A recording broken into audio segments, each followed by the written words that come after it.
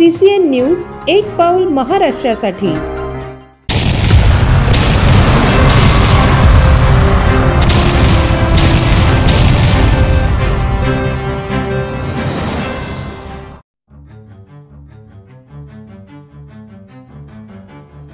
राहुल गांधीच काय, सोनिया गांधी आल्या तरी हवा पलटू शकत नाही।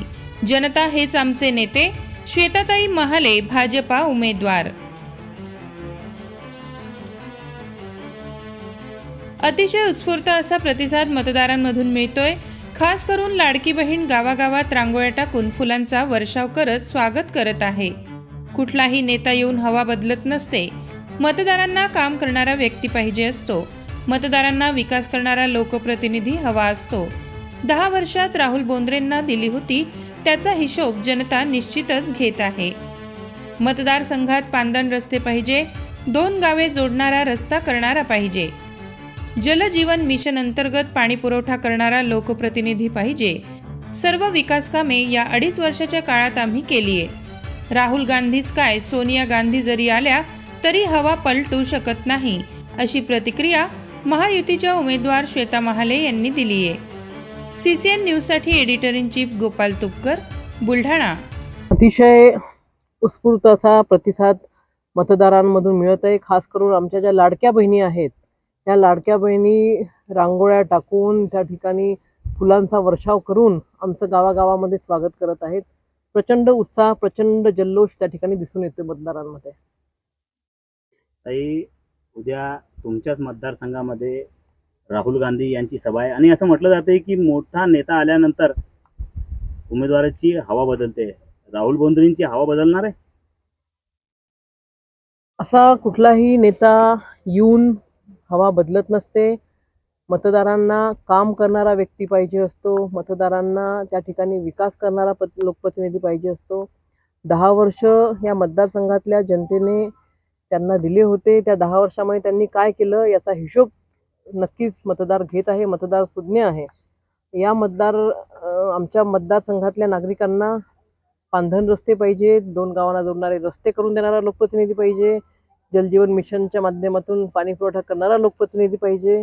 सभामंडप करणारा प्रतिनिधी पाहिजे। हे सगळे विकास कामं या 2.5 वर्षामध्ये महायुती सरकारच्या काळात आम्ही भरभरून केलेले असल्यामुळे त्या ठिकाणी नक्कीच राहुल गांधी काय, म्हणजे सोनिया गांधी जरी आल्यात तरीही इथली हवा ते पालटू शकणार नाही।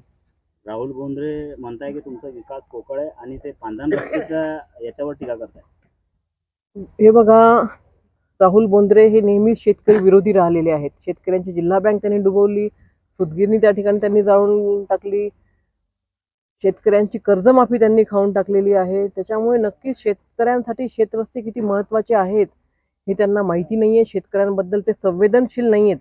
त्याच्यामुळे वारंवार ते हे आरोप करतात। आज ज्या शेतकऱ्यांबद्दल ते अशी विरोधी भूमिका घेतात तेच शेतकरी येणाऱ्या 20 तारखेला त्यांना दाखवून देणार आहेत की विकास कसा असतो आणि असे राहुल गांधी किंवा अजून कोणी नेते आणून त्या ठिकाणी हवा पलटत नसते। राहुल बोंद्रे म्हणताय की यावेळी परिवर्तन नक्की याची किंमत आहे। हे बघा, येणाऱ्या काळामध्ये फक्त आणि फक्त महायुतीच तुम्हाला दिसणार आहे। महायुती सोडून त्या ठिकाणी काहीही राहणार नाहीये। आणि अशी टीका केली आहे की उपमुख्यमंत्री कार्यालयातून फौज फाटा तुमच्या प्रचारासाठी आलेला आहे। तुम्ही बघून राहिले, माझ्या प्रचारासाठी सर्वसामान्य जनता आहे। जे विकास कामं मी केलेले आहेत, आता ह्या माझ्यासोबत ज्या माता भगिनी आहेत ह्या पहिल्यांदा प्रचारामध्ये म्हणजे राजकीय प्रचारामध्ये आलेल्या आहेत। आणि ह्या का आलेल्या आहेत, यांच्या घराच्या समोरचा रस्ता मी केला होता, त्या आग्रहाने आले त्या स्वतःहून की ताई आम्हाला तुमच्या प्रचारामध्ये यायचं आहे। माझ्या मतदारसंघातली सर्वसामान्य जनता हाच माझा सगळ्यात मोठा भक्कम आधार आहे आणि त्यांच्याच भरोशावरती मी माझी निवडणूक लढवत आहे। मतदारांना काय आव्हान? मतदारांना एकच आव्हान आहे की बाबा 5 वर्ष झालीत लोकप्रतिनिधी म्हणून काम करून, परंतु खरी संधी जी मिळाली ती महायुतीचं सरकार आल्यानंतर मिळाली। महाविकास आघाडीचं सरकार असताना कुठलेही विकास कामं आम्हाला मिळाले नाही।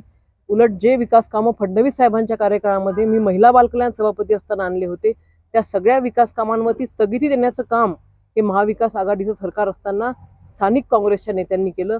परंतु महायुतीचं सरकार आल्यानंतर गावागावामध्ये आम्ही पांधन रस्ते असतील, 2 गावांना जोडणारे रस्ते असतील, जलजीवन मिशनच्या माध्यमातून नळ योजना असतील, विविध समाजांना समाज भवन असतील, असे विविध विषयांवरती आम्ही काम केलं, लोकांचा विकास केला।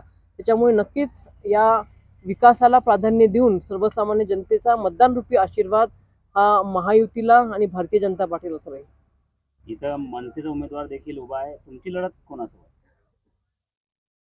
माझी लढत, मला असं वाटतं की सर्वसामान्य जनतेने ठरवून घेतलेलं आहे की आपण महायुतीच्या सोबत राहायचं आहे, विकासाच्या सोबत राहायचं आहे.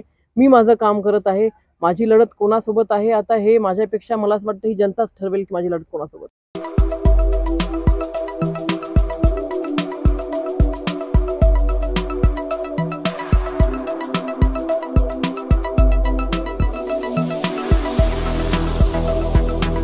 तसेच आपल्या भागातील महत्त्वाच्या बातम्या पाहण्यासाठी CCN न्यूज डेस्क चॅनलला सबस्क्राईब करा आणि बेल आयकॉन प्रेस करा.